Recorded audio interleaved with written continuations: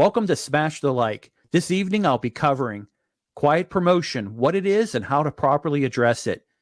Make sure to comment and ask questions so I can add them to the stream and respond to your post. Okay, let's get this live stream started. Hey, welcome to an all-new Smash the Like. I'm Jim Kunkel. Appreciate you joining me this evening. For the past, seems like the past year or maybe even longer, we've been talking about the topic of quiet quitting. But there's another phenomenon in the quiet series, and that's called quiet promotion. The reason I'm covering this topic, recently I had a connection of mine reach out for some professional advice. I'm not an HR person, but I've worked a number of jobs, worked in different industries, and had been in lots of different job-related situations when it comes to assignments with work, extra work that has been layered on top of me. And for the most part, I think that is ordinary and standard for business. See if I'm back. Okay. A little bit of hiccup there. So my friend, or like I said, my connection and my friend reached out to me. And what has happened is, as a result of really quiet quitting, he's had layered on top of him additional work requirements. And he's nervous. He's been at this position for a number of years. He's nervous to go and ask for a promotion, a raise to compensate for the amount of workload that he's doing and also his production. He's a very skilled person, very talented person, focused on his job and also helping the company out. I think anybody who's watching this, we all want to make sure that if we work for someone, that they do well, because if they do well, we do well and everyone wins. So what I had done is, I kind of coached them a little bit of what I would do in the situation to approach it, show the facts, show the production, and you got to ask. If you don't ask, you're not going to gain anything if you don't ask. And so in the process, I'd done some quick research regarding this topic, and that's what I want to cover with everybody tonight. See if I'm still on here, guys. No, I'm off.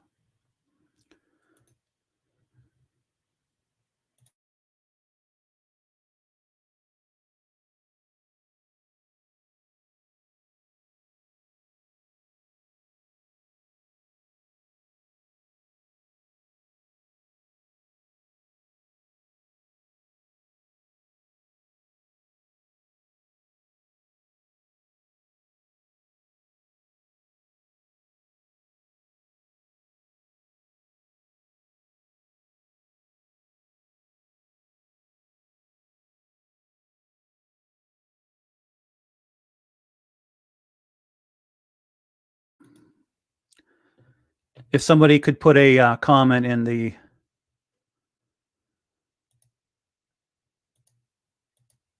All right. Let's see. I guess I'm going to have to do that. Got some difficulty with my camera, but back to what I was talking about. What I want to cover tonight is quiet promotions.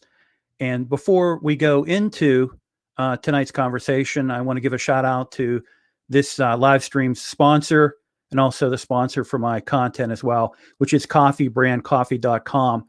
You take advantage of Valentine's gift boxes. They're still available through coffeebrandcoffee.com. You can give the gift of coffee, tea, and more to someone on your special list. I will put a link in the, it's in the description for the broadcast, but I'll also make sure I add it to the comments as well. So let's go ahead and let's get into the discussion. What is quiet promotion?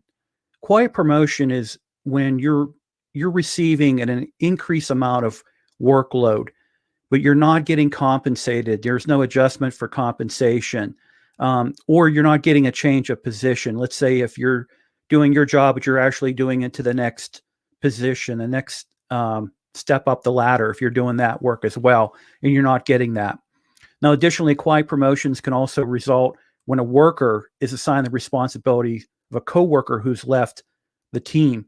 And this is what had happened to the connection to my friend, where people had left because of quiet quitting in some cases, or just being taken another position at a company for a new opportunity or a new pay increase and things like that. And so he was layered additional work. And that's really where the conversation came to, in the suggestion from him to say, hey, you ought to cover this on one of your live streams. So what I'm going to do is I'm going to pivot over to the Job Sage survey. And this survey was actually completed not only in the aspect of looking at quiet promotion, but also something that's called quiet thriving. Is the perception based on this survey of 1,000 full-time employees, are they thriving at work? Are they overworked? Trying to get a gauge and an understanding. Now, this study was done in 2021, so it's a little dated, but it really kind of highlighted exactly what's currently going on with quiet quitting, quiet promotion, quiet thriving, whatever quiet phases that are going on with employers. But some of the key findings that came out of it was that when it came to an increased workload with additional compensation, 78% of workers have had the experience. Now, after a coworker above them left the company, 67% of them have absorbed the work. And of those surveyed, 73% have had a manager ask them to take on additional work. Now, when a worker was asked them to do more work, when the employers asked them to do more work, 57% of them felt that they were being taken advantage of. Now, the survey also goes through and it covers some of the industries that are most likely to have an increase in workload without compensation. And you can see in the different services, art and design, education, hospitality, but that's really not all of them. And the connection I have, the friend of mine works actually in a business services type of company. And it really does extend over a lot of different industries. But these are the top ones when you look at the quiet promotion when it comes to workload. Now, what additionally it said here, who exactly is being quietly promoted across the workforce? And the industries most likely to quietly promote you are the art and design and hospitality, of which have a whopping 89% of their industry reporting the practice. Close runner-ups are food services and government at 88%, educators at 81%, and also commonly quiet promoted. This is how you might have been quietly promoted and not realized it. Outside of an increased workload without additional compensation, workers can watch out for some signs of being quietly promoted. For example, being asked by your manager to take on work above your position.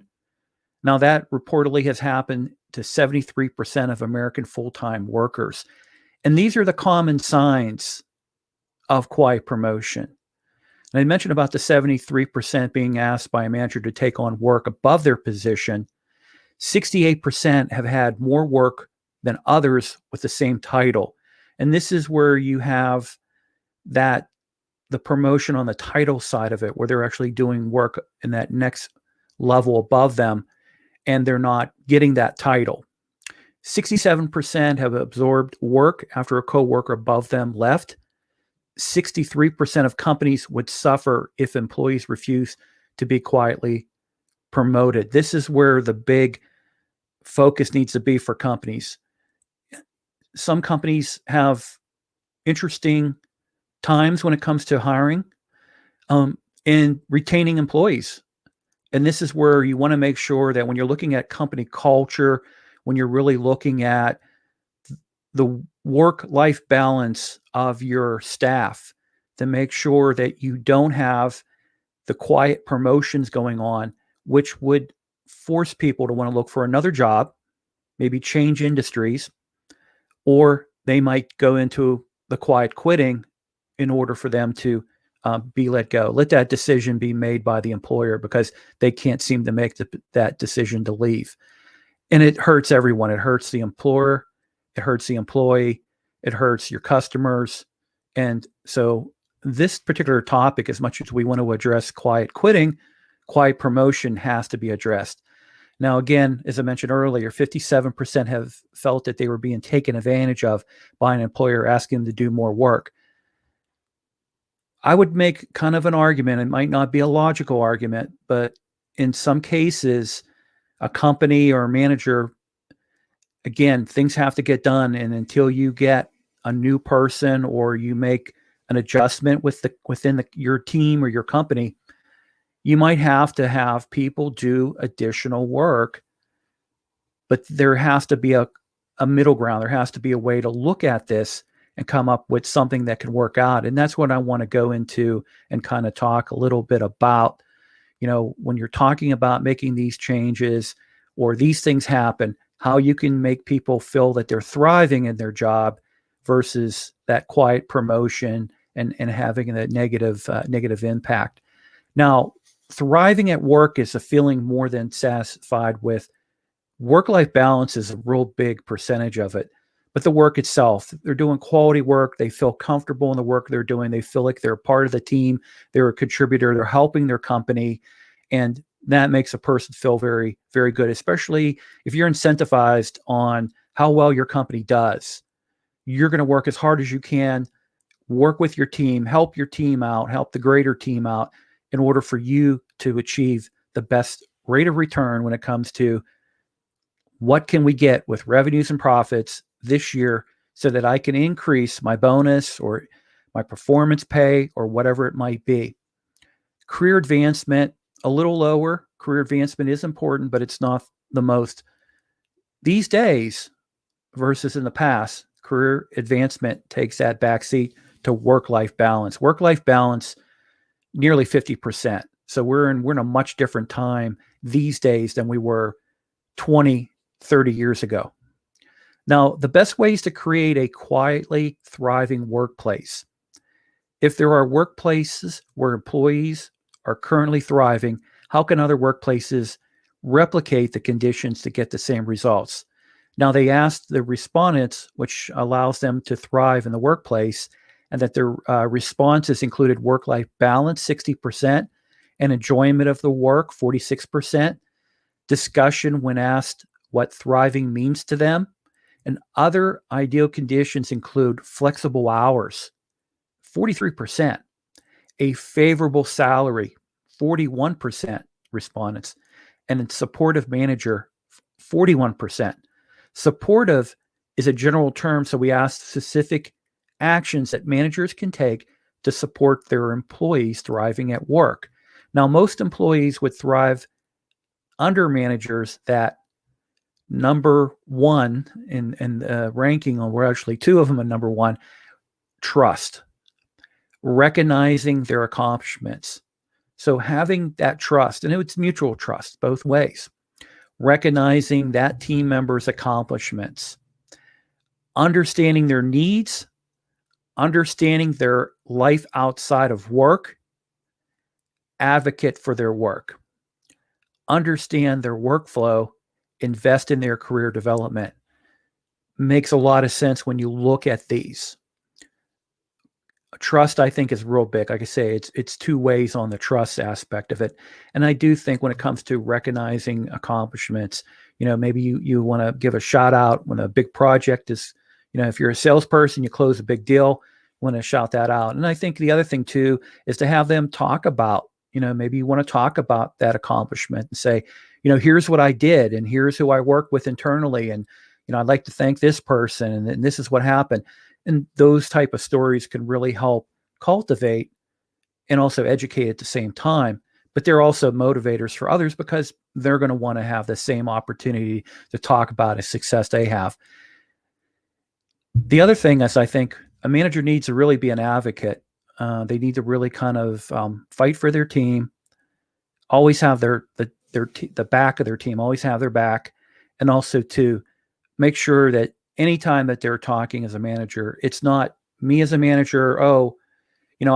Because of me, this is what the team's doing. It's I'm part of the team and this is what we're doing. And I think that is such a critical element too when it comes to thriving at work.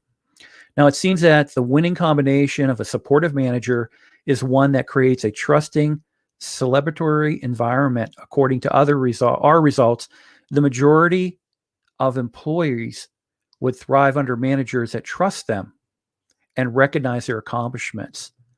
Other supportive measures managers can take on their behalf of their employees would be understanding their needs, understanding their life outside of work, and advocating for their work.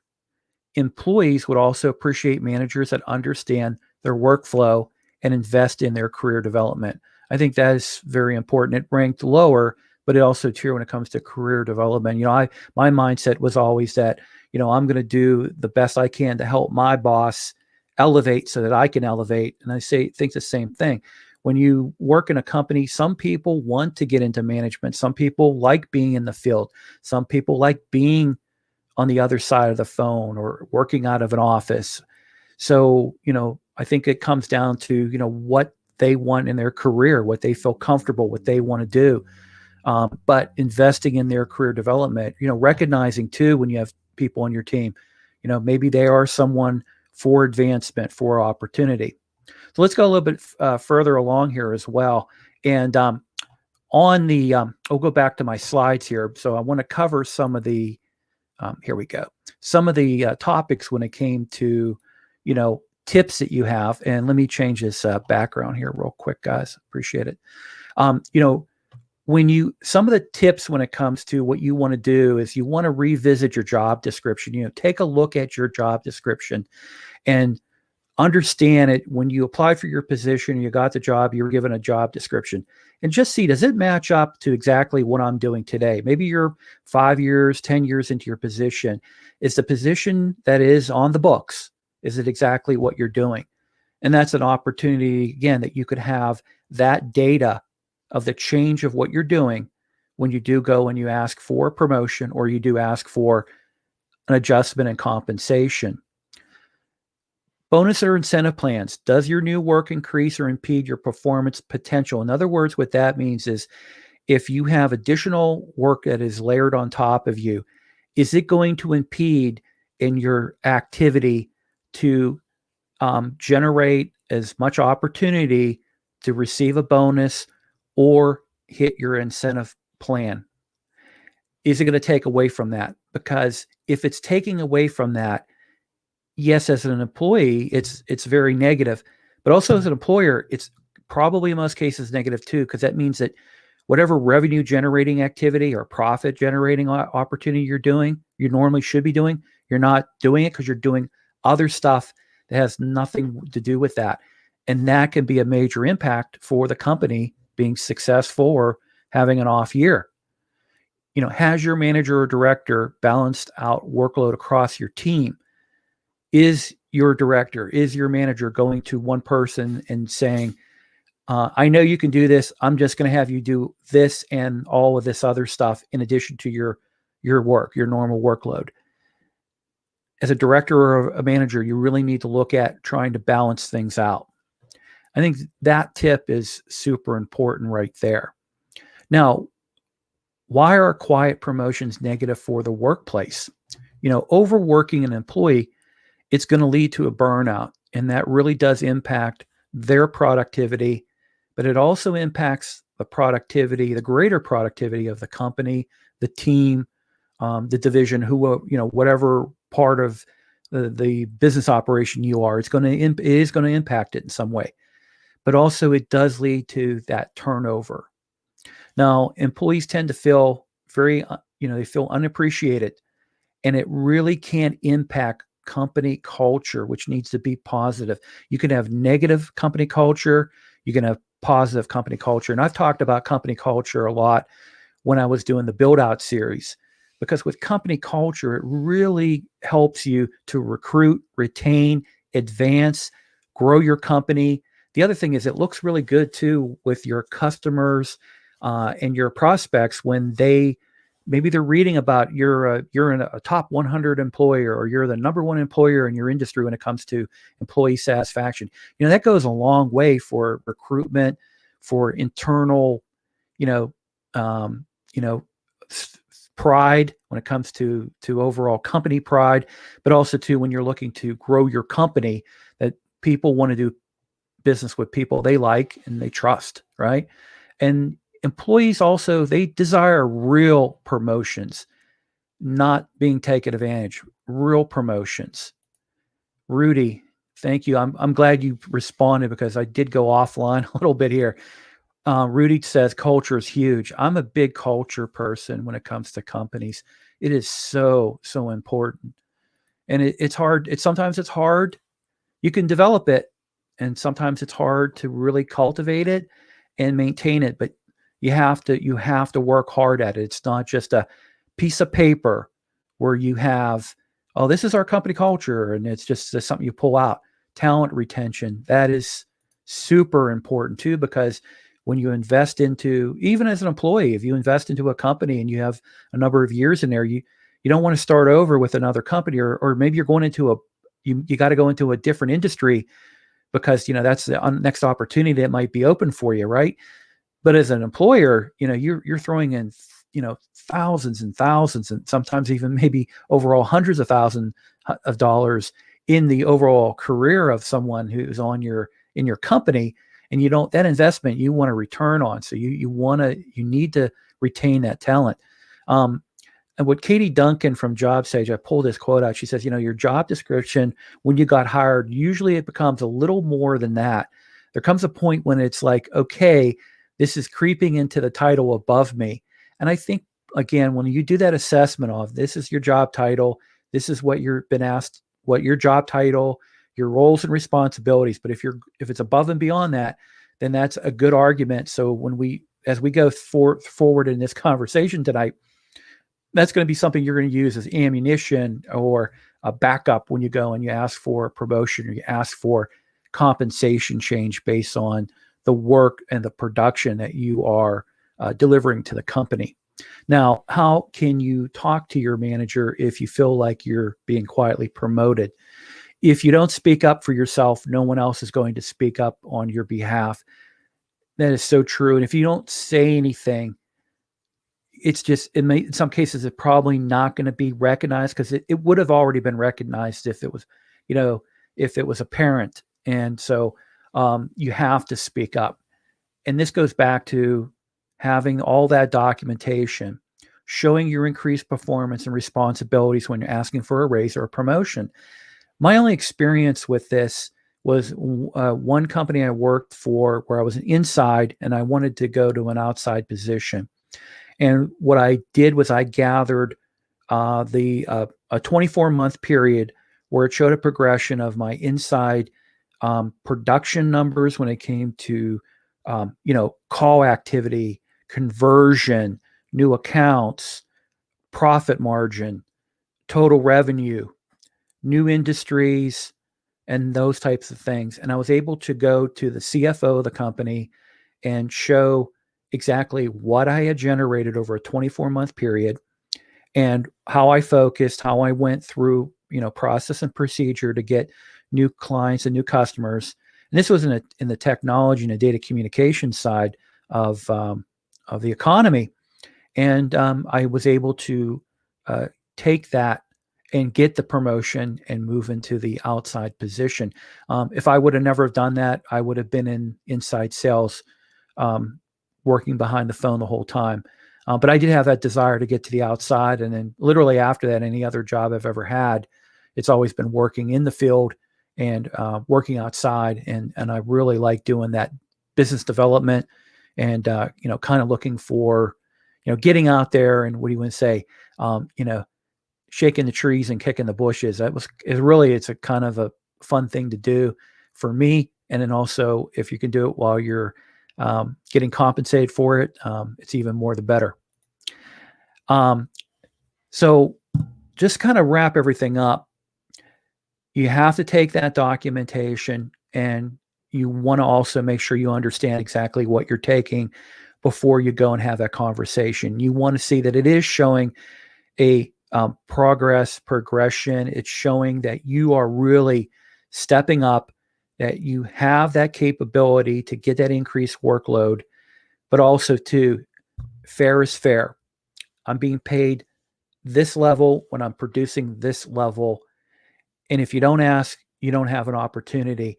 And guess what? If you ask and you don't get it, you need to understand why you're not getting it. Maybe it's, budgets aren't there, the market's down, then negotiate something.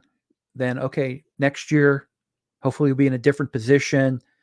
Maybe set something that would have different triggers that would get you into that promotion. Or you need to make a decision to say, hey, maybe I do need to look for another opportunity, another job, and make that career change. But again, that's you making that decision based off facts, based off reality, and you feel more comfortable because you have done everything you can do to get a fair deal. Rudy, nice job, Jim. You put the work to make it happen. Thank you. I really appreciate that, Rudy. Well, I think that's it. Sorry about the little bit of technical hiccups. I'm assuming everything's going over pretty good. I'll watch the replay on it. Maybe I'll put a clip or two out. Now, what I want to do for Smash the Like, moving forward, I've got some interesting topics that I want to cover, and I'm kind of change this up a little bit. I started this Smash the Like at the beginning of January, and it's kind of going through and saying, what kind of topics do I want to cover and all that kind of good stuff. And I think I'm starting to get a feel of it. Plus, the other thing too is where you guys have really helped me out a lot. You're really offering a lot of good recommendations, saying, "Hey, Jim, we'd like to see these topics, and have something fun, have fun at it." And so I think that's what I'm going to do. So on Tuesday, I'm going to cover jobs. This is an interesting one. It's jobs that are companies and jobs. Let's say it's more like companies that you might never have even guessed they existed. And a good example would be a company that rents out goats for lawn care. And it was interesting when I started doing some of this research and looking at, like a virtual dating assistant, a VDA. These people exist where they actually, this is amazing. They will create your dating profile, qualify potential dates, set everything up, and the person who's going to be your date, they think it's you because it's all done obviously behind the app, right? Then you just basically just step in and take the date from there. And so it was an interesting thing. So I have a couple jobs that, let's say companies, I'm sorry, I keep saying jobs, companies that I want to kind of focus on.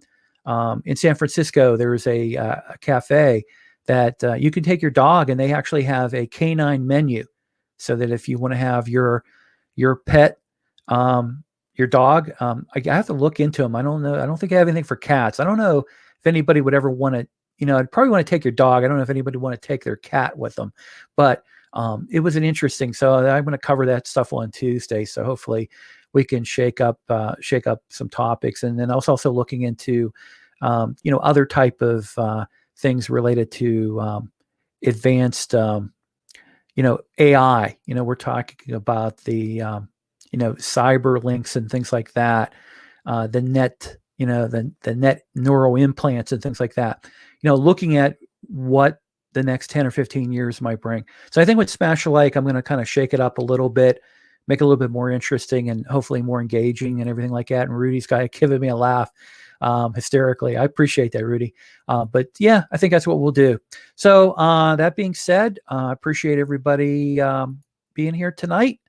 And after this is over, please do one thing: smash the like and share this if you got some value out of it and you have a connection or someone you're friends with or a colleague, and you say, I'm going to go ahead and let's send this to them, have them take a look and a listen and everything like that. So, we got some more people posting. All right. There we go. Oh, wait. Yeah. Chat. Yep. That Rudy, good one. GPT. I was watching something tonight about that. I think that would be a good one too. Thank you for recommending that as well. All right, Rudy, everybody, have a good night. We'll see you on Tuesday.